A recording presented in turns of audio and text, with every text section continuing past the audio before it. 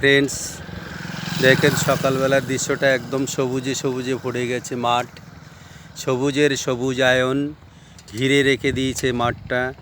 গম ক্ষেত আজ 15-16 দিন হতে গেল, কত বড় বড় হয়েছে এবং শিশির পড়েছে গম ক্ষেতের উপরে, শিশিরে ভরা। কবির সাহিত্যিকদের ভাষায় শিশির দিয়ে অনেক কবিতা লেখা আছে। সেই কবিতার লাইন যেন ফুটে উঠছে এই গম ক্ষেতের মধ্য দিয়ে। গম ক্ষেতের উপরে শিশির ভরা আছে, খুব সুন্দর লাগছে এই দৃশ্য। এই দৃশ্য দেখলে সবাইকে মন যেন জুড়িয়ে যাবে মন। এই এই দৃশ্য দেখার জন্য চলে আসবেন আমার এখানে।